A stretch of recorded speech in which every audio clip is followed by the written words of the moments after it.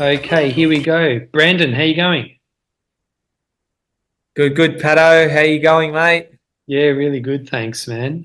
Well done on your performance at Wild Dog Backyard Ultra. Thank you very much, man. It was definitely a pleasure to be on the course, especially with yourself. Always a pleasure, I think. Shared a few yarns and a few bad times and good times. Yeah, yeah.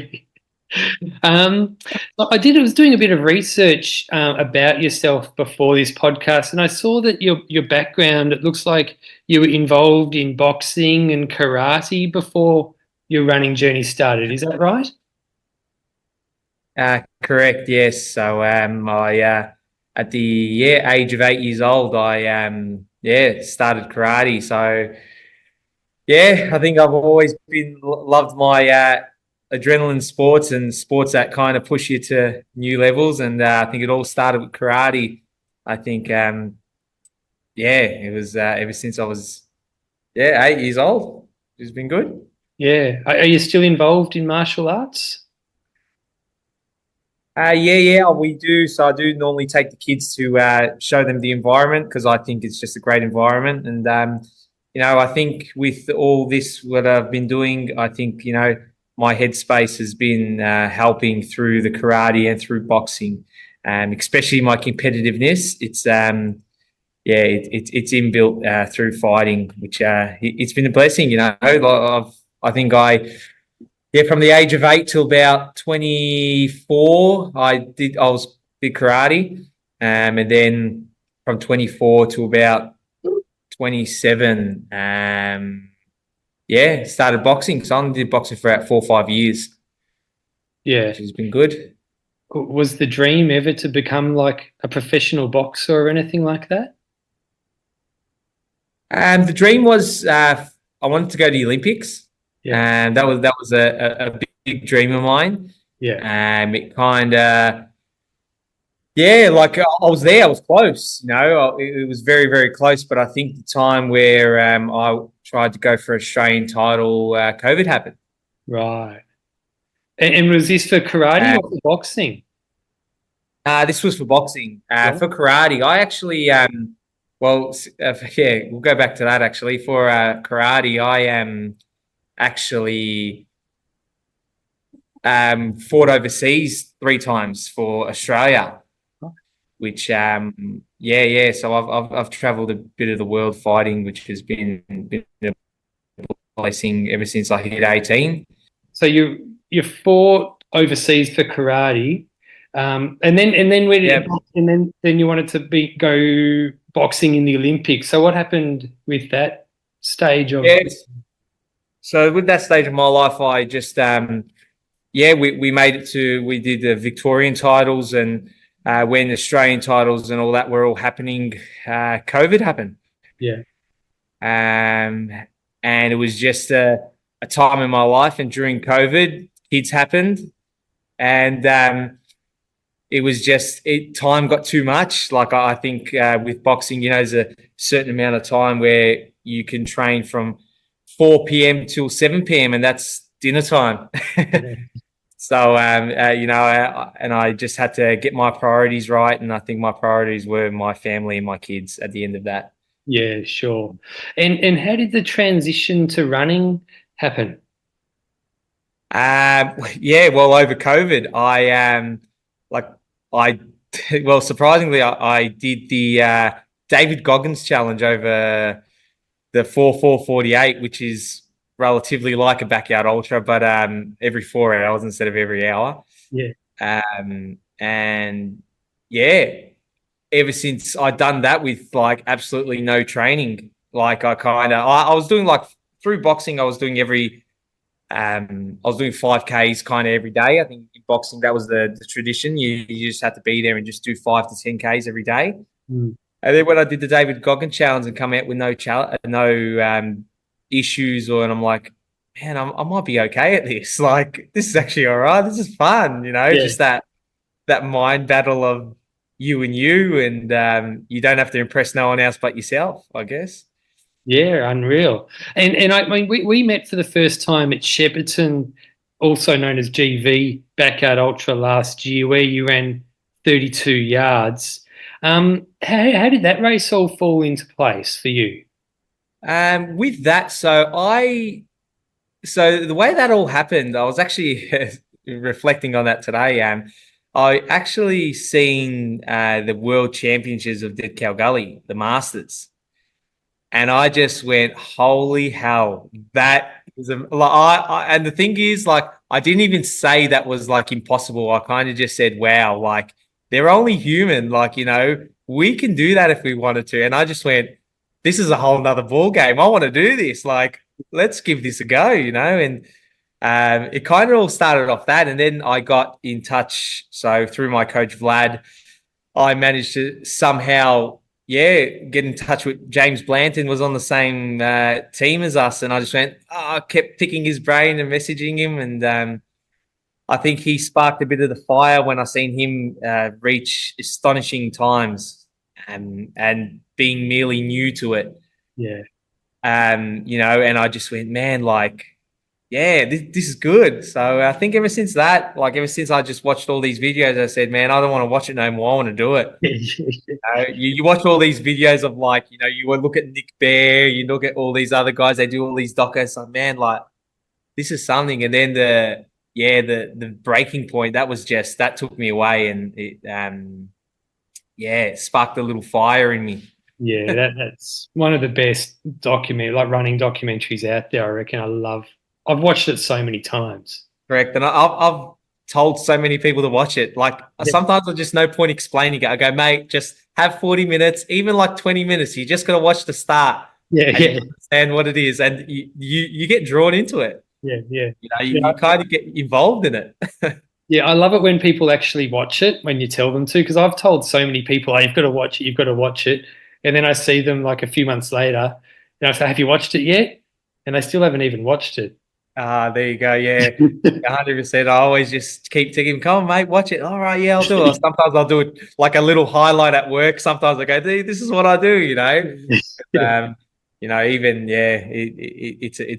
It's crazy. I really enjoy that, man. Especially like the raw emotion that not many people get to see. Like you and myself, and I'm sure every other runner out there, when they're in their tent, God knows what goes on. Nobody sees that face. We just walk out with a poker face. That's it. Down. Let's go. Yeah.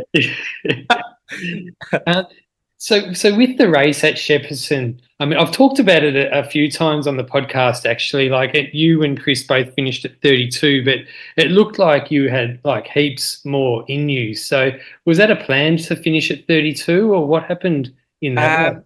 Yeah, so what happened in that race? It just come to a thing because we booked so many runs in advance, and it was pretty much come to a decision because we had the GSER 100 miler coming up not long after, and it just was a decision in me. There was things that I knew I could improve on, and yeah, I think it was just one of those things that myself and Chris both kind of just said, you know what, like, because we were both doing GSER, and we just said, yep, it's time. Like, we know what we're made of, we know what we can do, and let's, like I think because we didn't realize we were going to go that far, that deep, and then it got, it just come naturally, I think.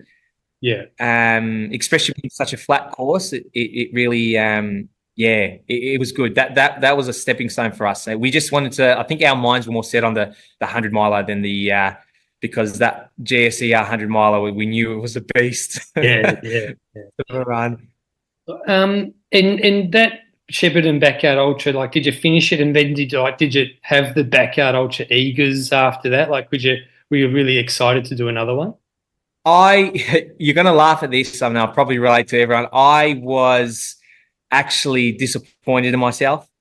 I was shattered because I'm like, I had a lot more, and I know it's my competitiveness is where my boxing and everything comes in.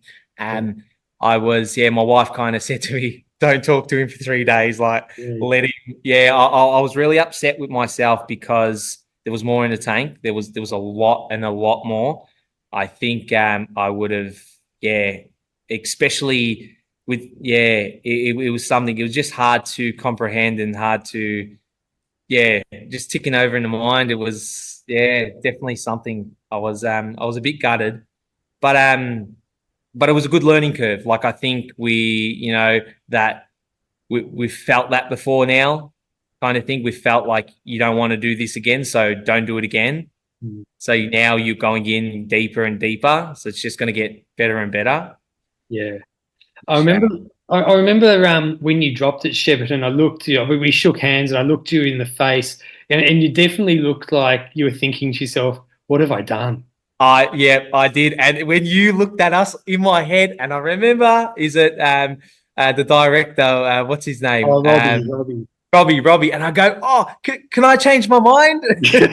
Like, sorry, mate. You go, I'm like, damn. Like, I really, especially when I seen you come in, I'm like, oh no, like, because you were knackered after all your other backyards. I'm like, oh, I could have come out with the assist, Yeah. or like me and Chris could have, like, it was just one of those things. And I think over those 3 days that I got to think, I think it was just a right time, I guess, because I come out pretty healthy for the 100-miler. Yeah. Injury free, which was good. So Sure. And Wild Dog, when did you lock Wild Dog in? I locked Wild Dog in about 2 months before. It was just as you say, I had the bug, and I just had to, wanted to go again. I think I love it now. I love it. It's good. It's a good format, and like the people you meet, Pato, is just holy moly. I just love it. Like, it's just an amazing atmosphere. It's like a big party. It is, and it's the people you meet, and it's also the performances you get to see as well. Crazy. Like that Merlin dude who kept going up. Blew my mind, Pato. He blew my mind.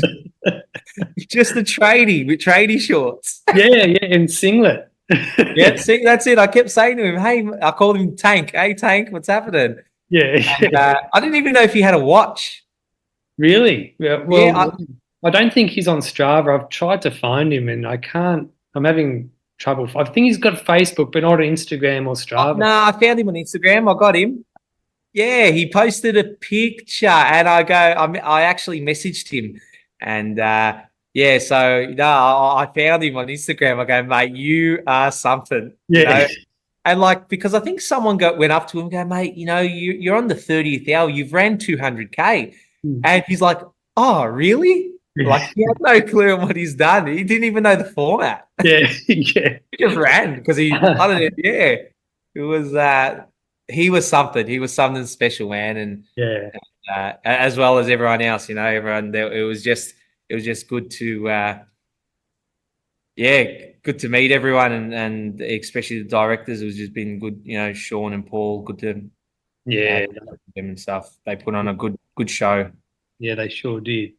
And now, as far as, I mean, I know you run heaps anyway, but as far as training for Wild Dog, did you do anything specific as far as training goes leading into it? So leading into it, unfortunately, no, I did not. I didn't do anything specific. I kind of kept everything road running, which is silly me. I did pay for it, that's for sure, during it. Just because I've got a big Sydney to Melbourne run coming up in August. So I'm running from Sydney to Melbourne, and my training's predominantly been road, just because I know I'm going to be on the tarmac. It was just more kind of the training I'm doing for Sydney. Hopefully it's good enough for the backyard. So I haven't really specifically went to that, which I've got some great, I've got MVP around the corner, the Brimbank one. So that would have been perfect, but never really got to that. It's just time with family, and just had to really kind of get out the house and just go for it. So. Yeah, cool. I saw you did a pretty interesting training run with Zach around, was it Triple M? You did a few hours around that. Yeah. Oh, yeah. Yep. Yeah, actually, yeah. So we were doing a promotional thing. Yeah. So We did, I think, 16 hours. Yeah, correct. Yeah, I actually did forget about that. Yeah. We did 16 hours around Triple M, which, yeah, but that was relatively flat. Right. Like, yeah, that hills are a different beast, yeah, when we went into it. But yeah, I ended up doing 16 hours. But the thing is with that, what was hard because there was a few videographers there, so we had to stop a bit extra. So it wasn't really sometimes exactly on the hour. It was like sometimes a bit. So we had to work in with what we could. So, but it was still training. I was happy, and happy to kind of get a bit of publicity there. They tripped out. They're like, well, "What are you doing?" So, and we told them like a backyard ultra format. So like the backyard, and while we were doing it for Tuco for osteosarcoma, and yeah, it was good to get it out there, which crazy. And did you actually get on the radio? Like, did you get in and talk to Billy?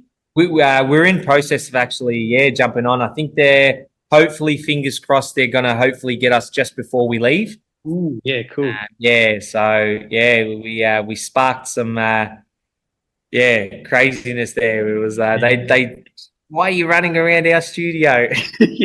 So I kind of said, well, if we're gonna do it, we might as well get some training while we're at it too. Yeah, sure. And that's good because I mean the whole point was to try and like get in the studio and like bring attention to what you're going to be doing in August, right? 100%. Yeah, that if we can walk away just with a whole different audience just to know what osteosarcoma is of Tuco, and that we've done our job. Yeah, yeah. Which is good. Now, as far as the mind goes, I mean, you know how important like a good mindset is when you're running in a backyard ultra. Like, did you do anything leading into Wild Dog just to prepare the mind? Um, not really. I think my mind. I don't know. I've always said my mind has been there when I need it. It's always there. Like I've never have a unreliable. I think when I'm in, I know my mind starts to say like I think it was weird. Even at Wild Dog, at 24-hour mark, everyone's like, yeah, I got my groove, but in my head, like, nah, man, like my mind's still brewing, my mind's still. And then when it started to, it's like, okay, I'm in, I'm rolling, let's go. Like I just had that connection. I think, yeah, you just bring all that hardship and everything that kind of happened in your life. You just bring it to one thing. It's like, all right, it's go time. Let's do this. You have that look in your eye, that fire, Yeah, and you're just like, yep, let's go. I remember so many times, I was looking at people. I'm like, all right, I know who's coming next. I know, like, I was just what because I was in the back the whole time and I didn't mind. And in the back of my mind, I'm just like, you know what, Harvey Lewis done it. yeah, I can do it, yeah, and I didn't mind, and then I think after that, I just kind of got into a good groove where my mind just stayed with me the whole time. Even Pato, even I won't lie to you, even when I did finish, my mind was still going, still good. It was yeah, just getting up those bloody hills. yeah, My yeah. body just couldn't, and that's where I regret. I just wish I trained more hills. I Mm. just, yeah, I did a U. I just turned it. I'm like, I can't make it, mate. Like, I don't think I can do it. Yeah, it was bloody hard. Like, I mean, that was the most elevation I've ever done in a race or a run by about 2,000 meters at Yeah, least. wow. Yeah, There you go. Yeah. yeah, And I was relying on my 100-mile experience. Like that's all, just the experience I was relying on. yeah, But I think the colder weather really like started to stiff everything up towards nighttime. yeah, for sure. But yeah, one of those things. Yeah. And as far as the course goes, I mean, I understand it was the first time you'd seen it. I mean, you weren't at any of the recce runs or anything like that. So after the first loop, and you're running up and down all these hills, and there weren't all that many flat spots. Um, did you take stock and change up any of your pre-race tactics or anything like that?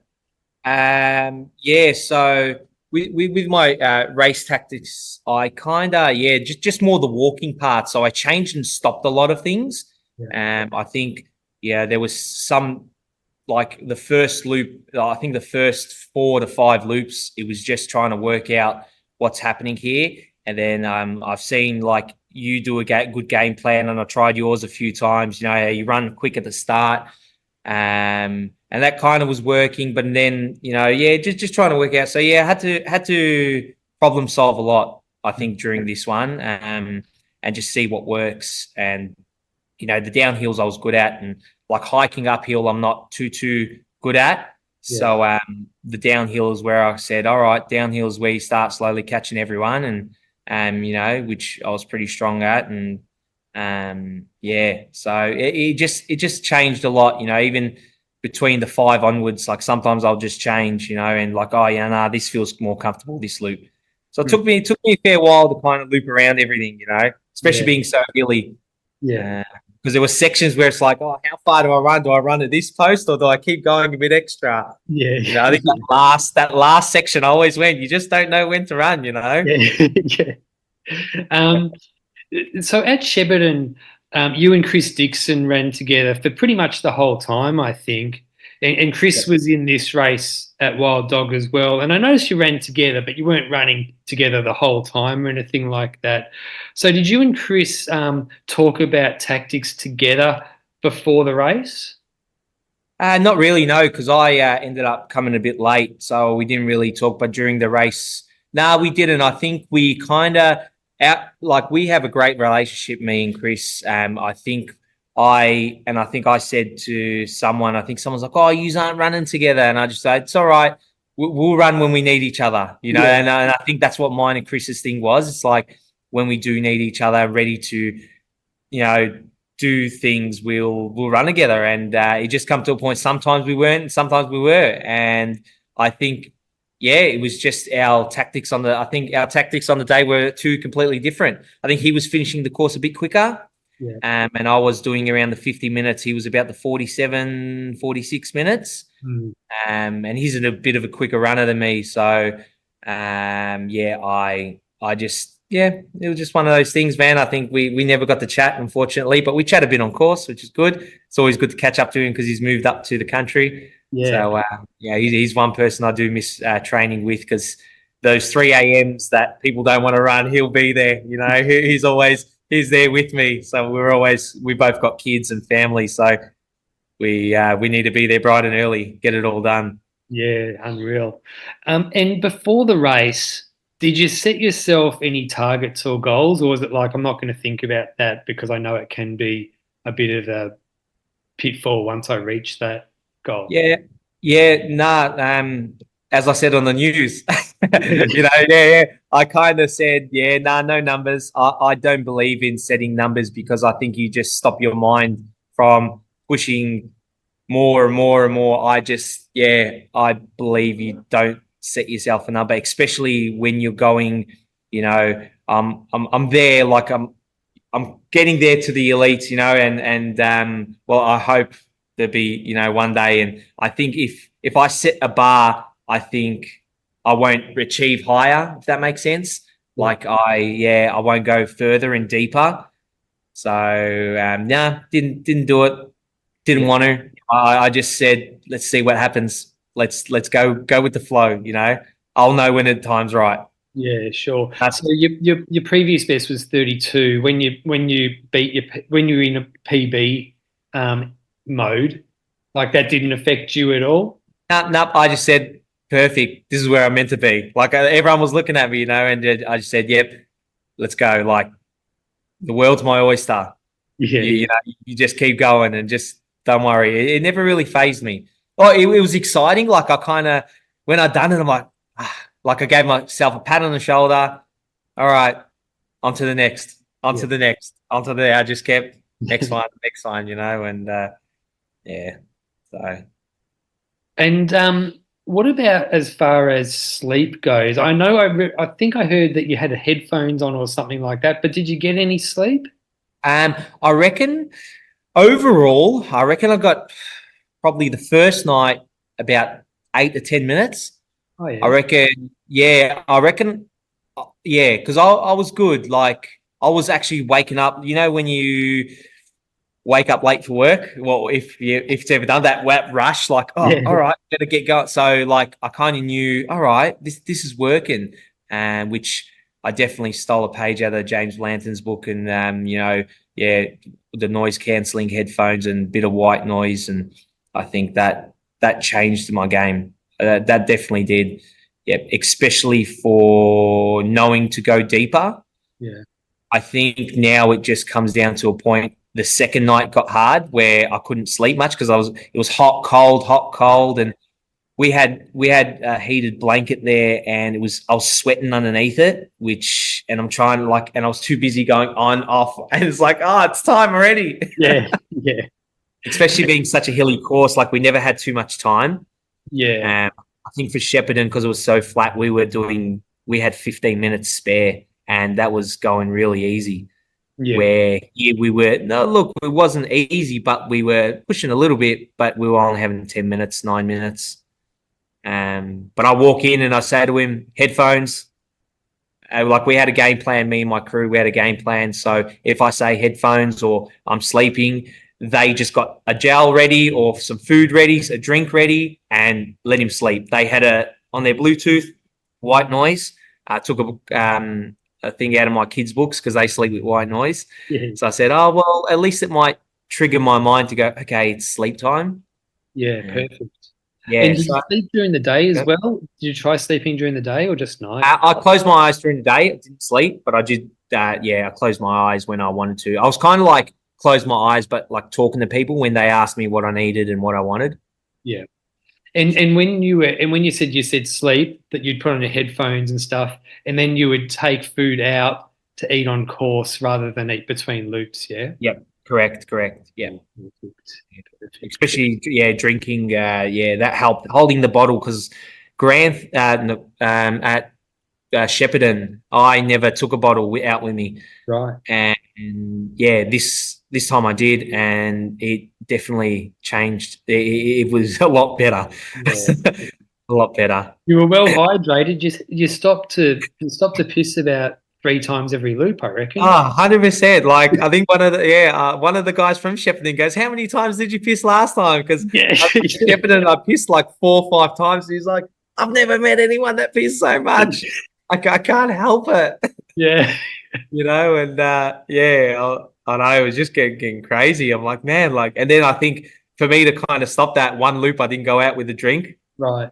And then it kind of slowed down, and then it eventually slowed down to 1 or 2 per lap, which I enjoyed. Yeah. I love there, yeah. I think I slowed down towards the end because it was so cold. Drinking, it was like drinking ice. So it was hard to drink enough once the night came.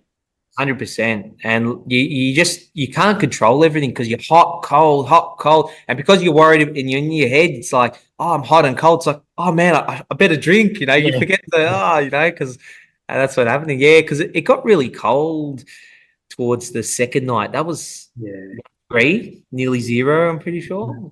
Yeah, and there was that area on course that was particularly cold where there was all that frost coming in as well. Definitely. That's right. Correct. Yeah, the frost kind of, I'm lucky I had a buff, so I covered my mouth because, I knew because we were going into the second day, I'm like, oh, I don't want to, get a chest or a cough or something like that because it all comes into play. Yeah, that's something that I probably should have done because after the next day I had a cough. I could feel it in my lungs, breathing in all that cold frost. It definitely affected me. That's something I'll definitely do for my next cold one. Yeah. And you mentioned drinking water between each loop. Is there anything else that you learned from Shepparton that you made adjustments for at Wild Dog? The sleep. The sleep was the big thing. I think Shepparton, I did not know what the hell I was doing. I was kind of like trying to get advice of you guys.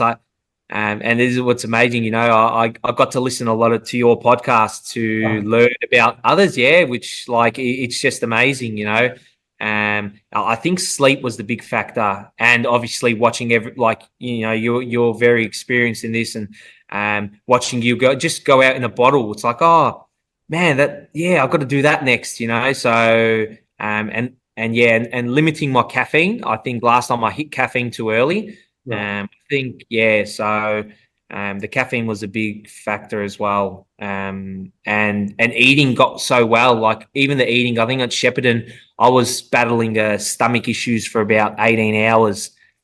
And this time I was eating everything. Like it was just training the gut. I think it Yeah, was.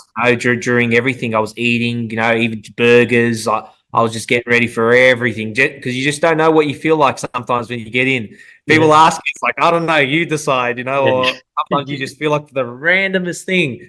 I yeah, think one time I walked in, it's like, I feel like a cheeseburger. Get it for me next round. And luckily they yeah, had a cheeseburger van and they got me cheeseburger and chips. I'm like, yeah, sweet. And, yeah. my body was just adapting to it, which is good. Yeah, that's one of the things I've changed as well. I used to have eat what I would eat between each loop, but I've actually changed it now just so I make sure everything's ready. So I just eat what I feel like. All I have Yeah. pre-planned is when I'm having my caffeine and stuff. So, what was your caffeine plan? So my caffeine plan was similar. So I was trying to have it every 5 hours, but I had it the second night. So the first night I didn't have no caffeine.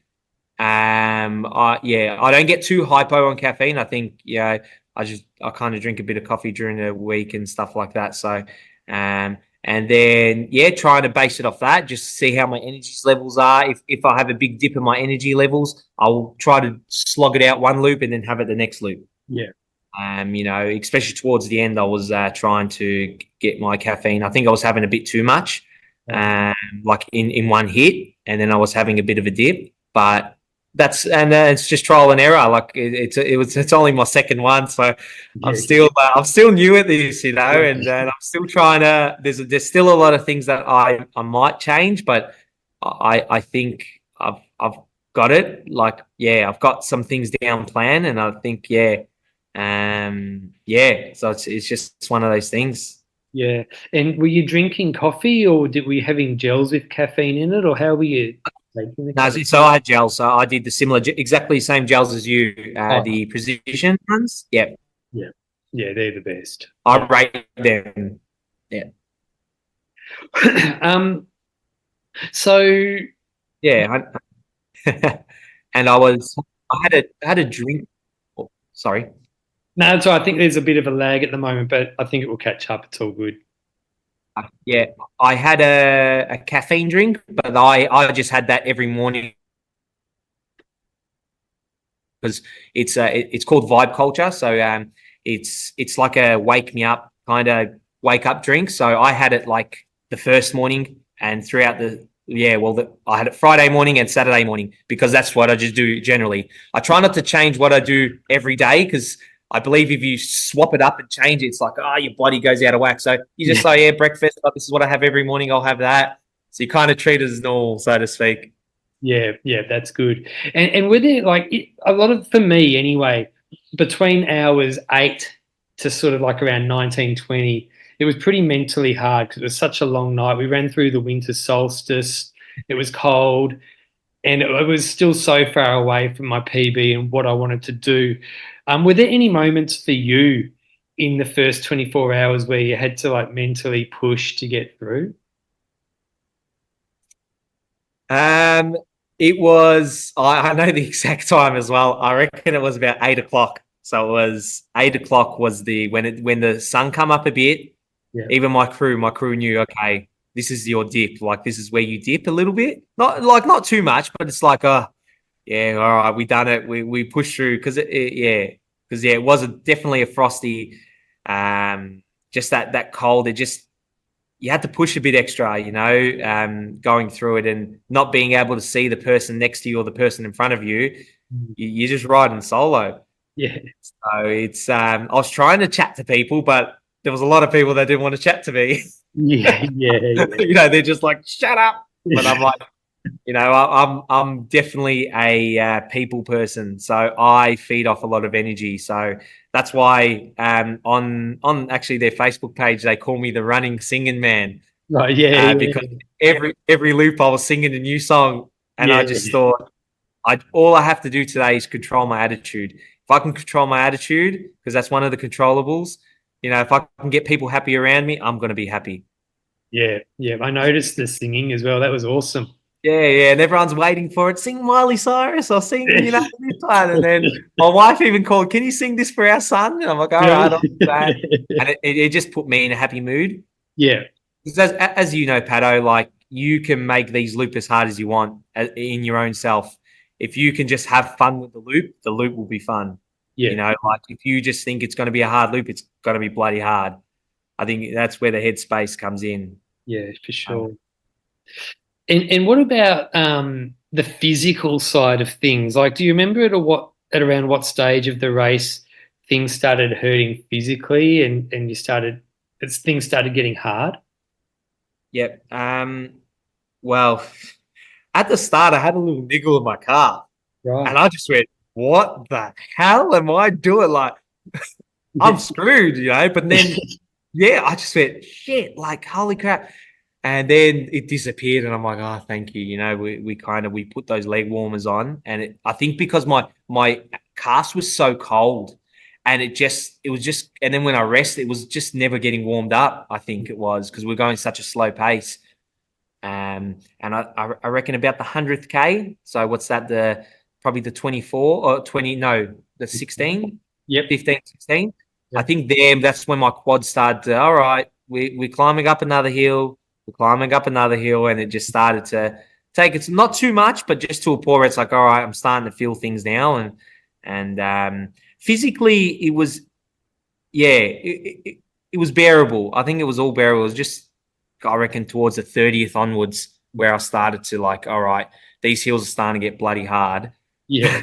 Yeah. And like, it's not fun, but for me it was fun. Like I love battling with myself, but like, yeah, the body was taking a bit of a beating at that time. Yeah. Especially I stuffed up with my shoes. Idiot I am, which I won't do again. And that's another, like, I took the speed goats with me and they weren't wide shoes. So I ended up copping blisters early at the start, but I managed to fix them early on. And then I stuck to road shoes and I only brought one pair of road shoes. Right. Yeah. And they were working a treat. And in my head, I'm like, I should have bought another pair.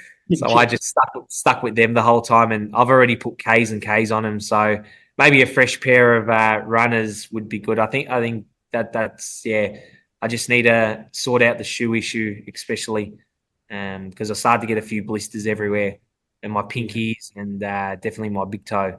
Yeah. Exactly where you had it, Pato. Yeah, exactly the same spot. And I think we talked about it. We think it was probably going down those hills that caused it. It has to be, yeah, because it's just because your feet are just going to the corner, especially if you're bringing your toes in a little bit and it's just hitting the exact same spot. Yeah. It has to be, especially you like having the same blister. Yeah. Yeah, and you're not really getting blisters walking up a hill. That's it. There's probably other runners in the race who have the same blister as well. Yeah, it'd be interesting actually. Yeah, to see, I haven't really got in touch with too many others, but yeah, when I seen yours, I'm like, oh, I'm not the only one, man. Like, okay, like that's good. The pinky toes I know was from the speed goats. It's from them. I think just because my toes were too curled up a little bit and they were just rubbing a bit on the edges, which that was my own mistake. I just, I thought, oh yeah, I did my 100-mile race in it. I'll do it with a backyard, but it was a bit different, So I don't know. You change a lot during your backyard when you're running. You change your different styles of running. Yeah. So you mentioned it was around the 30s in that second night when things started getting harder. Mm-hmm. Do you remember what you were like? Was there anything you were telling yourself in your mind to keep yourself going? Oh well, one of the things I kept saying is like, why the hell am I out here for? I go, why the hell? No, like I think at the 30th mark, I because leading up to this, which is something I'd say. Well, leading up to this, my son was actually in hospital, and it really took a toll mentally. Like it really stuffed around with me. Like I was so close from pulling the pin, like just because like family first, right? Yeah. And then my wife said, "No, you know what? You trained hard for this. I know how much that like he's okay now. Like you go." But it still frazzled me. And at the 30th hour, my wife sent a message, like a video call, and said, you can bloody do this. We had a shit week. Don't go out, keep going till you're satisfied. Don't stop. Just keep bloody going. You can do this. I believe in you. And you know what happened? I went into tears and I locked in. And I remember looking at all you guys in front of me. I'm going, you guys are done. That's it. I'm on. You can't beat me today. Yeah. I just went, but the elites are a bit different, but I just locked in, and I think after that it kind of gave me the extra 7 that I needed, and that I wanted. So, which is good. So after that, I was kind of telling myself to, why this, why are you doing that, or this is hard, should we, or you've got Sydney coming up, and that started to. I said, this is what happened at Shepparton. Don't you bloody? And I'll just fight myself on course. Don't go down this course again. And no, bad luck. You're part. Keep going. You've done it to yourself. And then, so many. Then, you're already in pain. Get a reward from it. All right, come on, let's go. And remember on that 36th yard, we were going up that big hill. I was struggling. I was really hurting at this stage. And I looked behind me, and you were behind me. And remember, I asked you if you wanted to run together. Yep, 100%.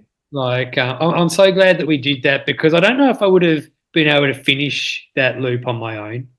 Nah, and it was a pleasure, to help. You gave me another boost as well, because we were slogging out, and I was ready to do all these laps alone, and I'm like, this is where I do the best on my own. And then when you tagged along, it was just like another energy. Yeah. And I remember, there's nothing better. I heard you going, this hill's hard. Shut up, bro. Come on, keep going. I had no other way. And then I got scared, because I'm like, I hope I'm doing this lap properly. I don't want to time him out. Yeah. Got more pressure on me, so it kind of took my mind off the pain and to kind of get this loop done. Yeah. I knew if we did it together, we would make it. And I think you got in we probably made it in at about 54, 55 minutes, I reckon. Yeah, we definitely went a bit quicker, which was good.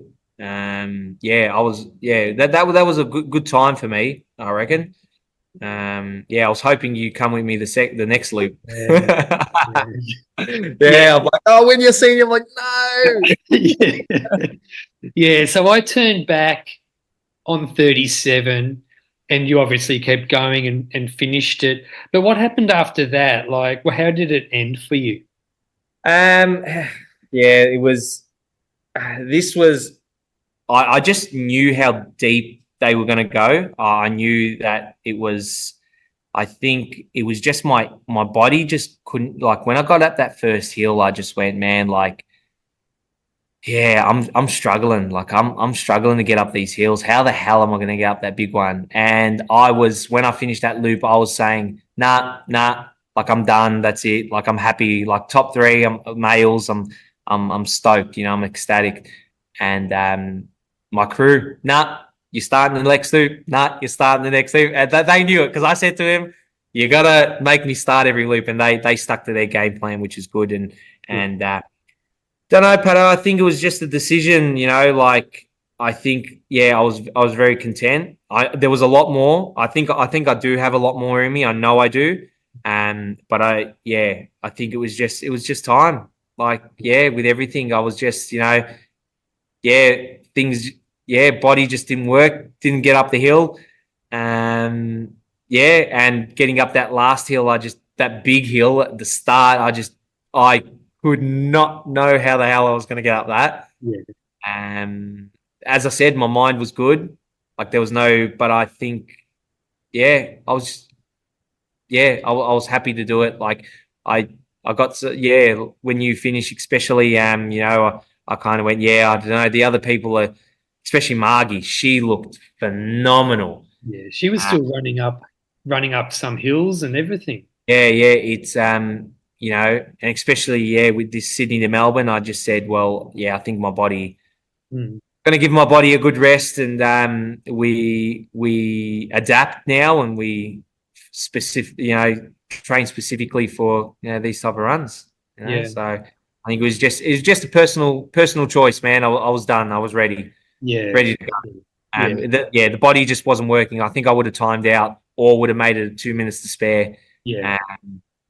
Look, I wish I kept going and see what happened, but then it got cold, and I Yeah. think it was just one of those where your mind just, yeah, we're only human at the end of the day, and then we try to do such amazing things, and I was very happy to have, yeah, the overall fourth and against some great runners. Like they've been doing it for ages, and Yeah. I've just to be in talk with them is even with yourself, just to be alongside you, man. Like, man, it's a blessing, just to you guys, this is your jam, this is your bread and butter. So I'm in a whole new ball game. Yeah. And I mean, look, it was such a tough course as well. To do 37 on that is like, it shows that you, like, imagine what you would do if you went to Shepparton. Like, you'd easily crack 40, easily. You'd probably do 50. Yeah, and that's what I was actually talking about it today. Yeah, and that's what not really scares me, but like, oh no, it does scare me a little bit because I know I can go that deep. Yeah.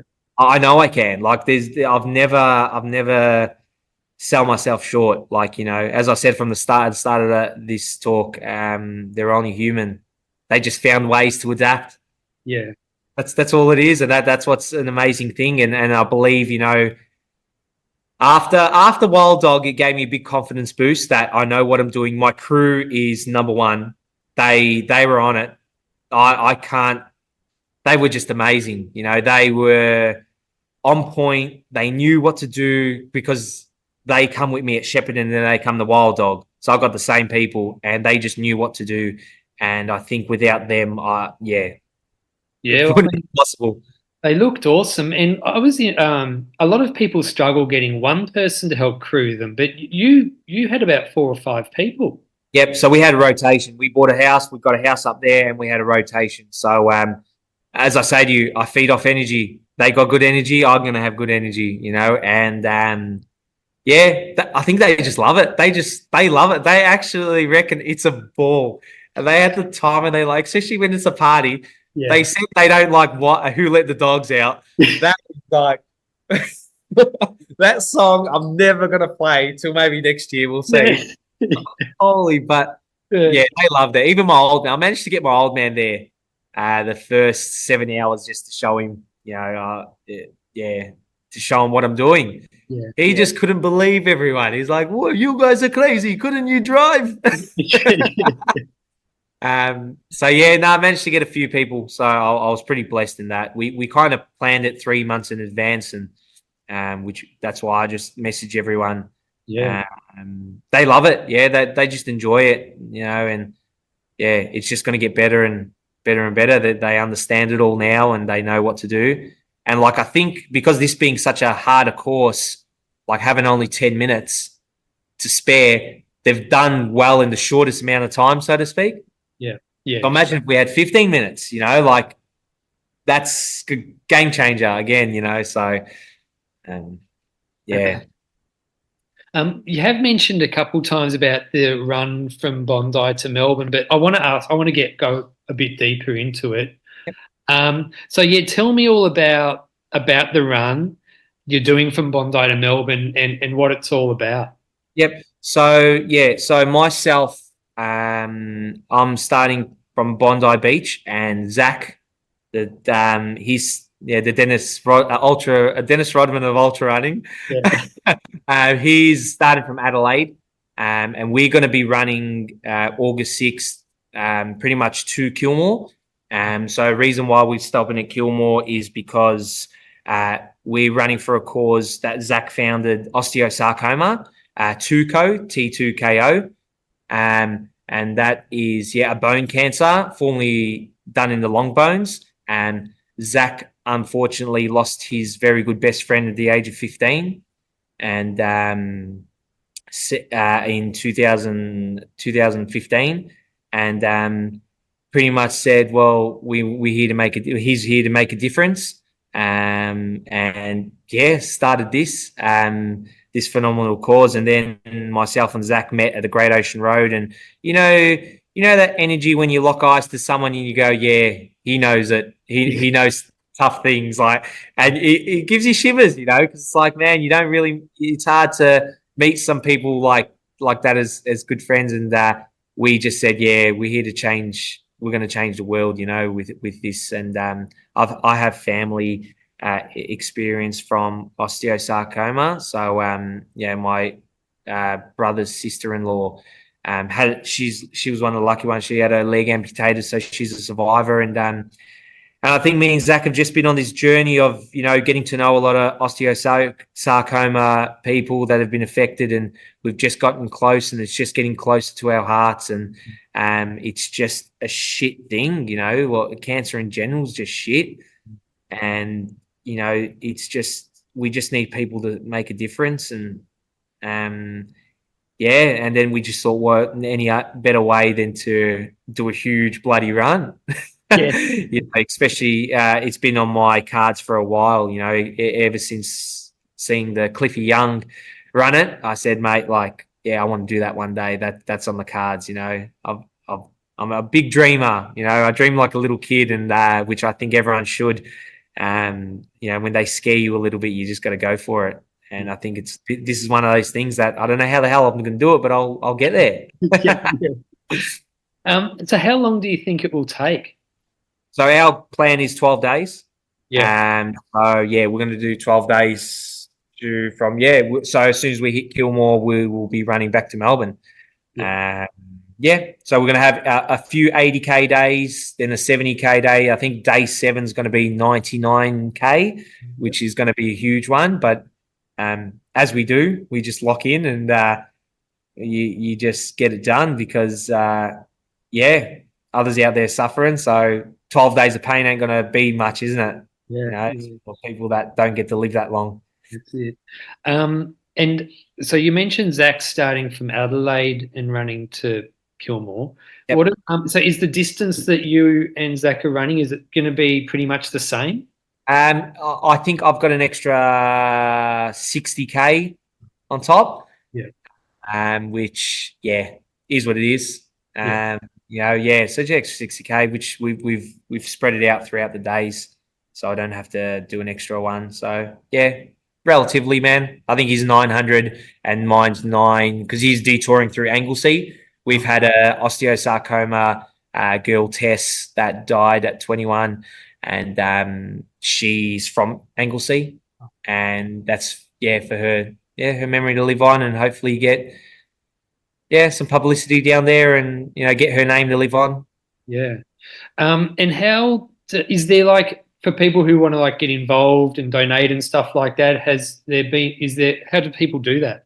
Yep. So on my Instagram, there is a link that you can do. We've got a My Cause all set up. Jump on the My Cause, and it's called Race from Different States. Definitely. There's an Instagram link which I will shoot to you, and if you want to pop it on, or on the Spotify or wherever, and definitely there's a link to go on. So we've had some amazing sponsors jump on, which has been good. And if anyone else would like to sponsor, there's room for everyone, just to expose awareness. That's all our goal is at the end of it. One extra person could lead to another 1,000 people knowing about this. Yeah. And that 1,000 people, there could be that one person with osteosarcoma that feels lost. Yeah. And gives them hope. Yeah, definitely. Unreal. So Bren, you've got a few tattoos. Have you got any running related tattoos? I don't, unfortunately. No, I've just got a big chest piece. That represents my life, and a few. I got my dogs and my kids' names, and it just makes me look 10% tougher. Of course, especially what you said. At Shepparton, you thought we were going to come out to get you. It's funny.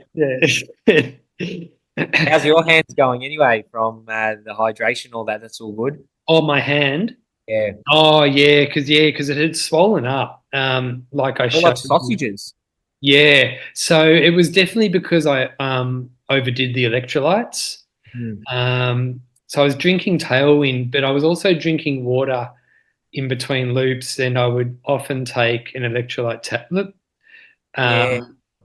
And it was Still too much. overloading. Yeah, it wasn't hot enough. I wasn't sweating enough, and it was all. So yeah, at first I thought it was because it had got cold. Hmm. But it was. Yeah, that's what it was. Too many electrolytes. Fortunately, I didn't have any other issues, so there was no pain anywhere or anything like that. So I just stuck to water for a couple of loops, and it Nice. started going down. And Yeah. but it's something. It was definitely a learning experience. Yeah, definitely. Because your past backyard ultras were pretty hot, weren't they? Yeah, yeah. So I So it's thought, oh, yeah, yeah, yes, we'll do the same thing. The sun only come out for 3 hours of the day of our run the second day, yeah. Then and it and was when it did come out, it was pretty warm.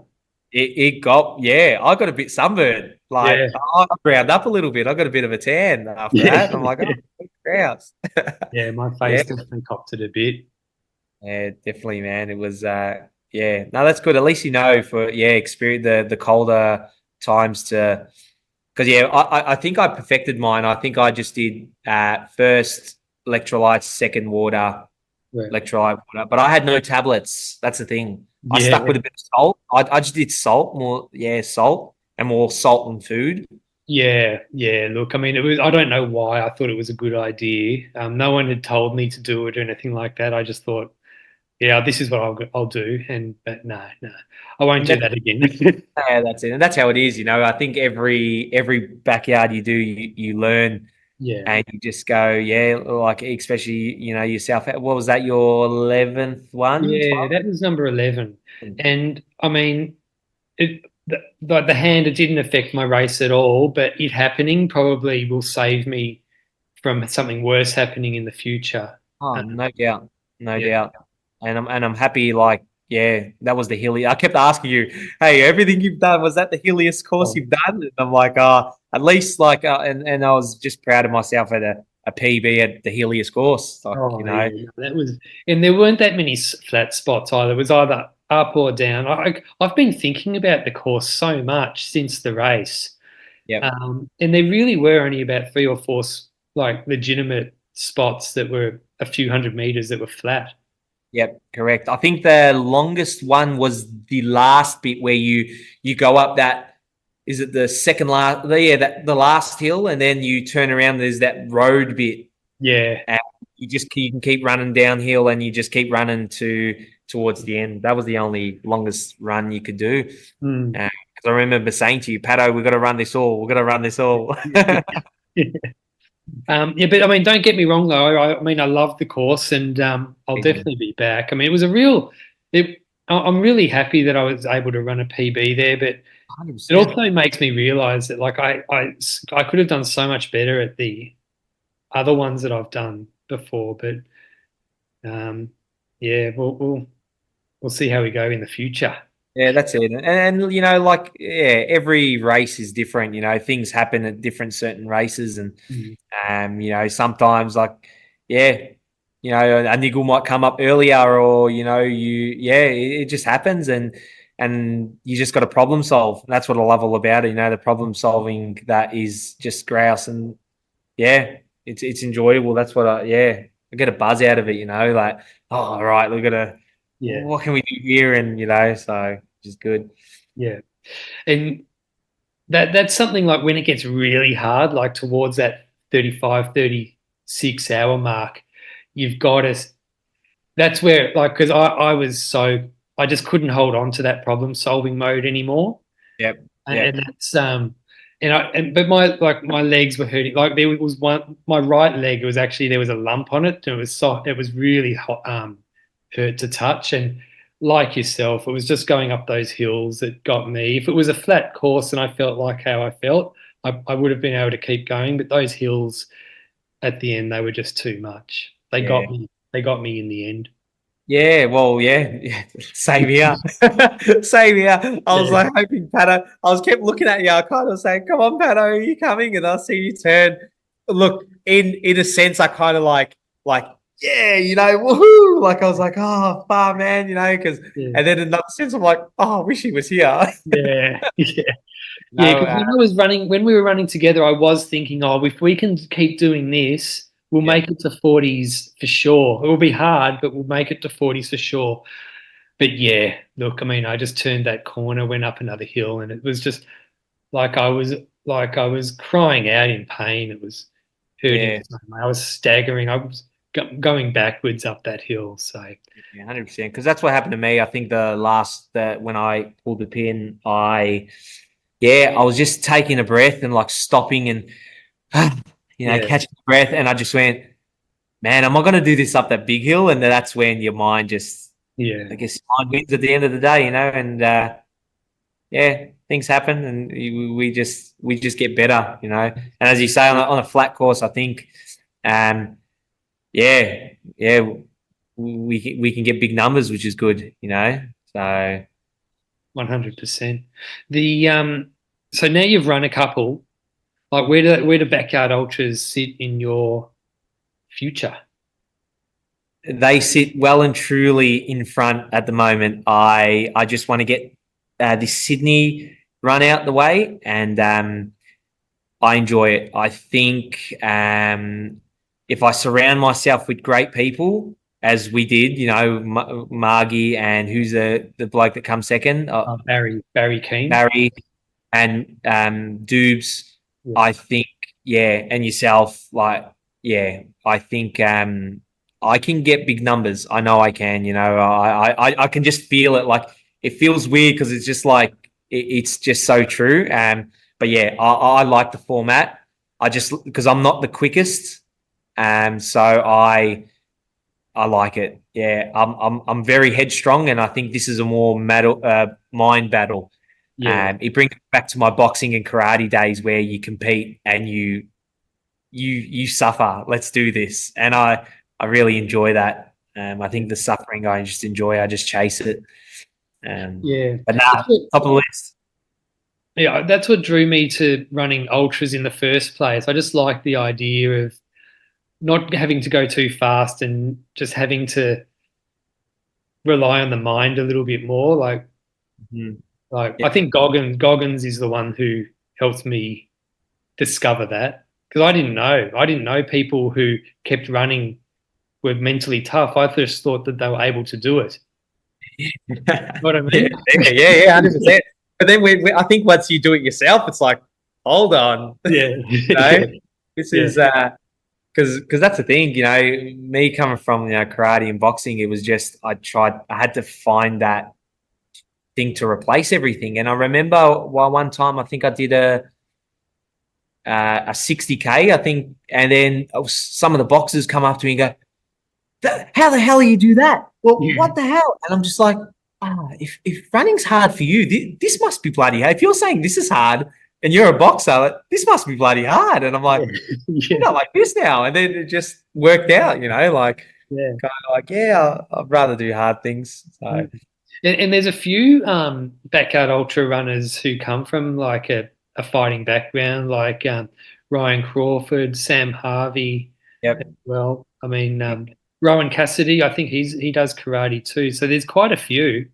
Yep. And I think it's that resilience, the mind. I see, yeah, Ryan Crawford. I watch him. Yeah, I watched him fight on YouTube a few times. I have, and which was amazing. And yeah, and Sam Harvey, and the beautiful thing is like You're humble in your defeat or your win. We're not, but yeah, at the same time, if you're ready to go in the battle, we're ready to go in the battle, no matter how deep it is. Like, we'll go down together. Let's do this. Which I love, and I love the way yeah, Sam Harvey runs with raw emotion, and I believe I've such a similar thing to him. I cry, I'm happy, I cry, I do everything, and then yeah. Right, and then Ryan Crawford is just amazing, in his own thing. Especially, yeah, his mindset's just something different. He's just so calm and meditative, and he knows his thing. He knows his groove. Yeah, yeah. Well, what I was thinking also after Wild Dog is like those guys like James Blanton, Sam Harvey, people like that. I mean, they continue like how we felt like in the 36 yard. that's how they feel when they keep on going and going and going, get into the 60s and 70s. It's pretty hardcore. It's pretty impressive. It is. It is. Like it will almost come to like it'll be numbness, if that makes sense. Like you're just used to it. Yeah. I'm used to that thing. Yeah, it was amazing, and yeah, oh yeah, I know. It's crazy to think that, isn't it? They're just amazing humans, and like and runners. It's yeah, definitely nuts. Mm. So have you had a look at the calendar to plan your next backyard ultra move? I have, and it's been some discussion. I've actually been talking with James, and first thing he says, "Come to Dead Cow," Yeah, yeah, and I just went.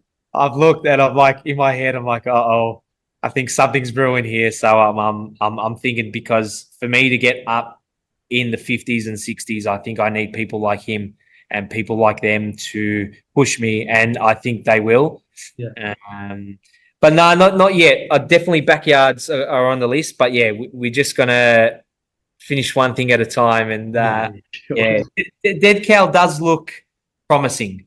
It's just getting a crew up there is going to be hard because yeah, I can't get 4 people probably down Yeah, there. yeah, That's the hard sure. part. The tickets went up 1 hour ago as well, so Oh wow. it might be. I'm not sure. I'm assuming it's going to sell out, so I guess we'll just have to wait and see. Yeah, definitely. What about yours, Pato? What do yours look like? Oh, look, I'm still 50-50 with Shepparton. Hmm. Probably not just because I'm working. Yeah. Um, and then MVP next year. So I'll probably run my last backyard ultra for the year. Yeah. Perfect. Perfect. Yeah, MVP looks. I actually wasn't in talks with MVP just because it's around the corner from my house. Yeah, it's a good race. It's a really fun. All backyard ultras are fun. But yeah, it's a nice course. It's a little bit like Wild Dog. That it's got some hills, but it's not quite as hilly. Yeah. Yeah, and it starts at night time, which is pretty cool. Yeah, definitely. It'll be interesting to because I've only done my backyards in winter, Yeah, so yeah, it'll be interesting to see how I go during the summer. yeah. Well, I imagine you'd go all right. It was pretty hot earlier this year. It was like in the high 30s, and that's what got me.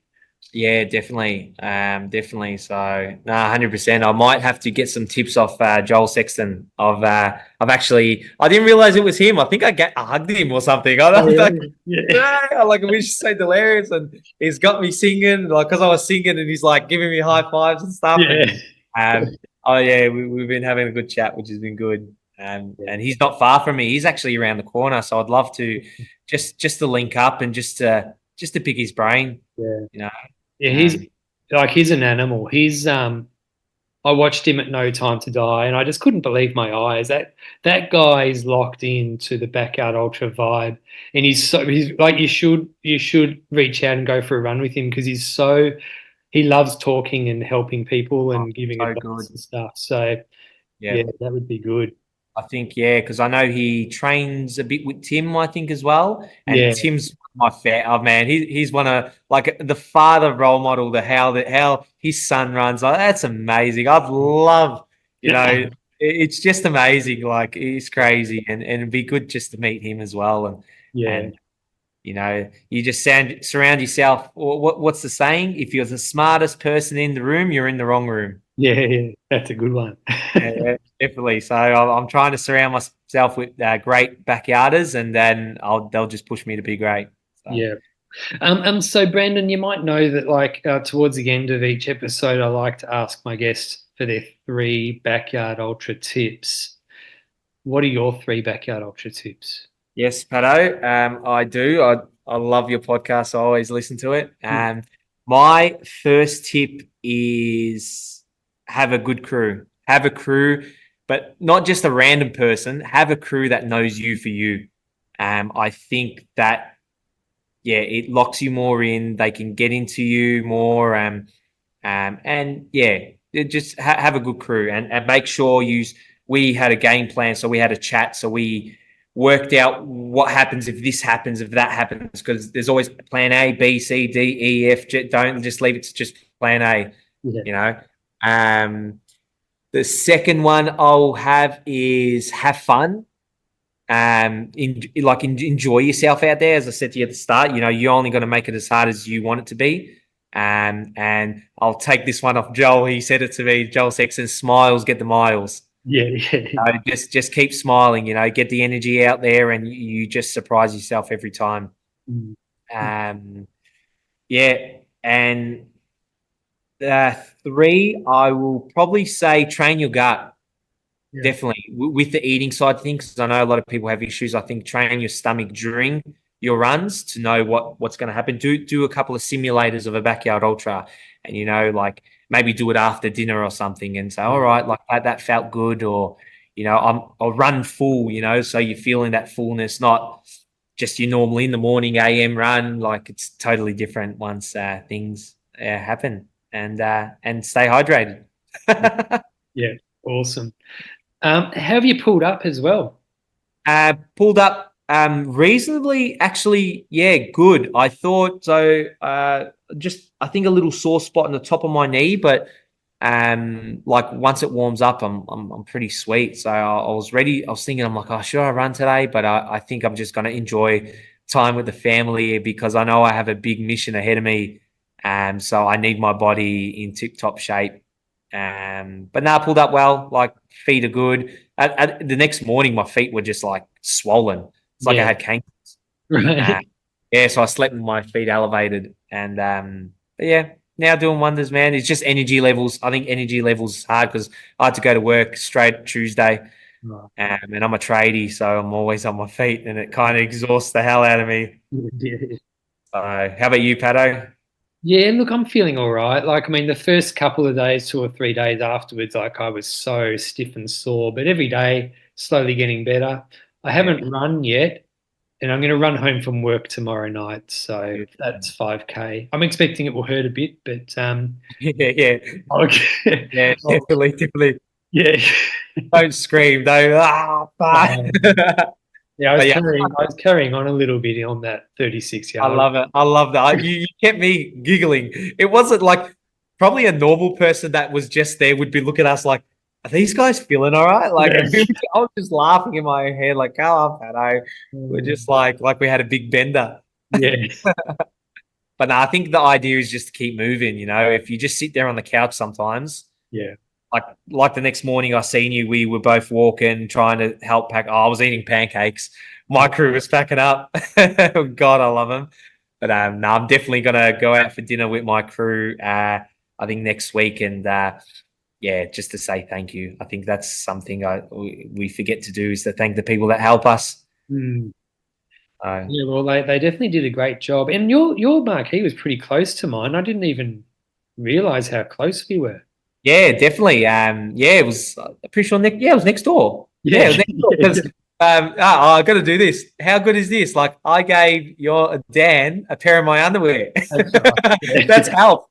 But Yeah. you can't get more help than that. He's Yeah. asking me the whole puss. It's like I only brought one pair of underwear. And I go, I think I have spare. So he sent me a picture today and say, "Oh, look what's out my window. It's my pair of underwear." I'm No. like, oh, it's the holy grail. Yeah, because he forgot his T8, so he was really worried about chafing. Yeah, no, he definitely was, and I don't think he did chafe with the step ones. I think, yeah, they're a bit more, yeah, which is good. So I was happy to help. He Yeah. owes. Yeah, yeah, yeah. Yeah, well, look, it was bloody good performance, Brandon. Well, I knew you were going to do well. Like I've been talking about you ever since Shepparton, so I was expecting you to do well, and you did. I mean, you smashed it, and you definitely proved that like you're gonna do improve so much more, going to the 50s and 60s for sure. No, thank you, Pato. Even yourself, I think like during these Melbourne things, we're going to make a good team. I think we're Yeah. going to push each other to those 50s and 60s. I think we're just going to be locked in together. Yeah, which is good. But thank you. Be good. Yeah, yeah. Well, yeah. Look, I'm definitely looking forward to running another backyard ultra with you. Yeah, Yeah, unreal. And by the way, how old are you, Brandon? I am 30 Okay, cool. years old.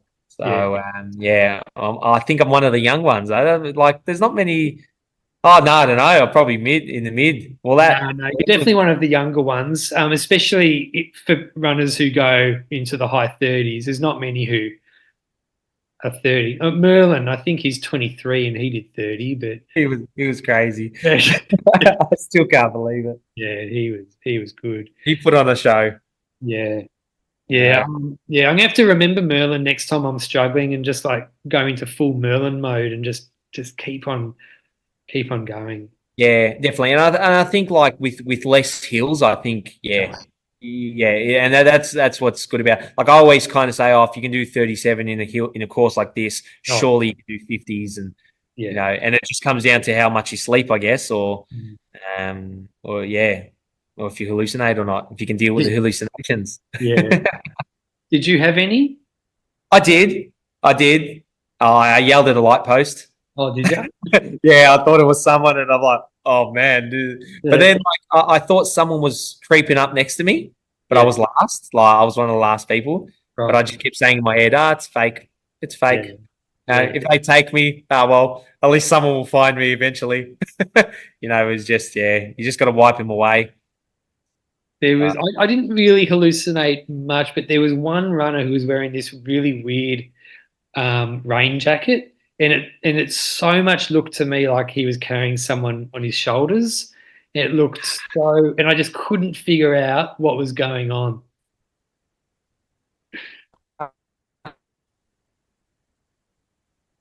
I've lost you, Brandon. I've lost you. Bloody crazy. That would have tripped you out for Yeah. sure. Yeah, no, I've got you again. It's all good. Perfect. Yeah, that would have tripped you out. It's amazing what happens in the mind. Mm.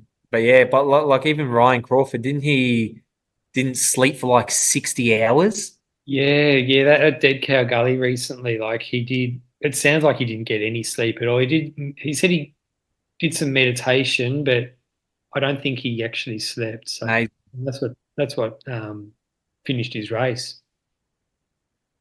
yeah, amazing. Yeah, and it just goes to show like how hard you can push and having no sleep. You Yeah, know, yeah. I didn't have. I don't know if. Look, I didn't. I mean, 36. I didn't have any sleep. I had some lie down and like relaxed time, but I didn't feel tired when I finished. I didn't feel like sleep was an issue for me. But yeah, we'll just have to wait and see how that goes in yeah. future races. Maybe in the 50s and the 60s that might play a part. So Yeah, it's all right, Pato. We're nearly there. We're getting there. We're yeah. chugging along together. We're That's getting. it. Awesome. Well, look, thanks for coming on, Brandon. Pleasure. Thank you for having me, Yeah. Pato. No worries. Congratulations on your 37 yards. That was bloody tough. That was really, really impressive.